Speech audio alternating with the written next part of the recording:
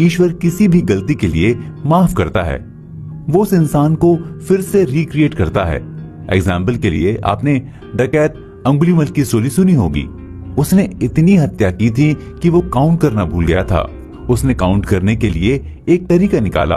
वो जिस इंसान की हत्या करता उसकी एक उंगली काट लेता और उसे अपनी माला में गूंथ लेता। जिस जंगल में वो रहता था वहां जंगल से एक दिन भगवान बुद्ध गुजर रहे थे। उसने भगवान बुद्ध को भी मारना चाहा।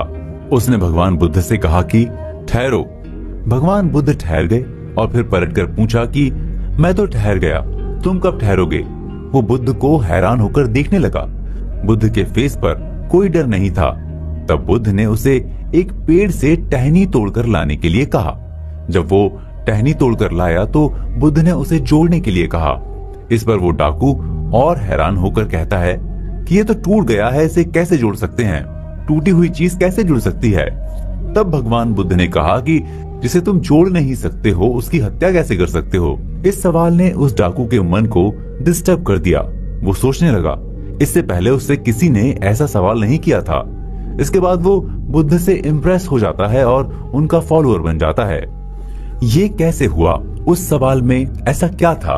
अगर उस सवाल को हम एनालिसिस करें तो पाएंगे कि डिवाइन पावर ने हम सबको क्रिएट किया है, तो कोई और कैसे उसे डिस्ट्रॉय कर सकता है? यानी बुद्ध ने उस डाकू के सामने डिवाइन से रिलेटेड सवाल किया था।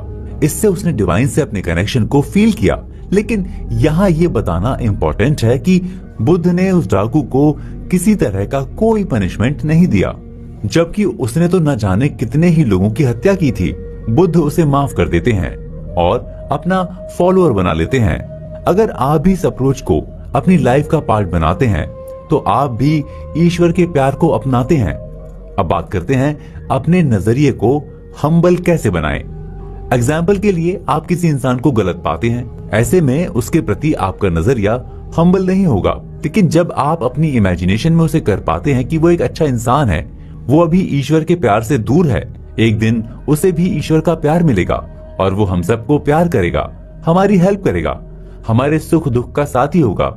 आप जैसे ही इन बातों की इमेजिनेशन करते हैं, आपका नजरिया चेंज होने लगता है।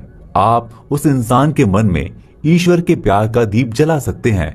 इसलिए ये जरूरी है कि आप अपनी लाइफ में अपने ड्रीम्स को लेकर अपना एक लक्ष्य डिसाइड करें और उसकी इमेज बनाएं और उस इमेज के अकॉर्डिंग ही आप अपनी लाइफ को जीने की कोशिश करें। ये तभी पॉसिबल होगा जब आप अपने लक्ष्य को इमेजिनेशन की डोर से बांध कर रखेंगे और फिर उस लक्ष्य को लेकर हमेशा रोमांचित फील करेंगे। ऐसा आप तभी फील कर पाएंगे जब आप अपने ओपिनियन को लेकर फ्री रहेंगे। आप पर किसी तरह के प्रेजुडिस का इफेक्ट नहीं होगा। आप ब्लाइंड फेथ से खुद को बचा कर रखेंगे और न्यू थॉट्स को लेकर ओपन रहेंगे।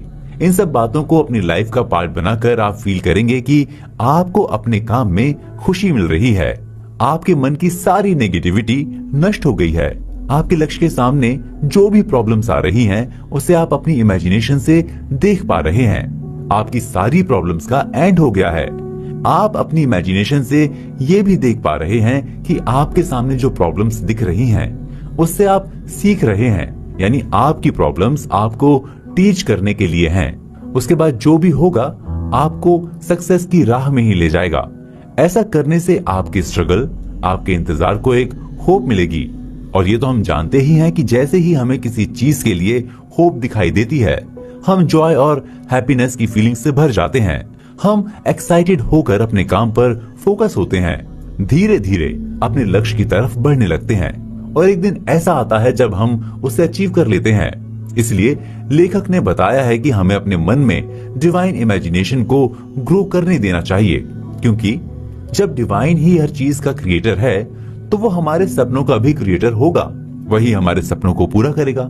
लेकिन इसके लिए हमें इस बिलीव को फील करना होगा कि हर एक चीज का क्रिएशन डिवाइन लॉ के बेस पे हुआ है और उस डिवाइन के पास एंडलेस पीस है, एक अनंत प्यार है और उस प्यार से ही ईश्वर का संसार चलता है।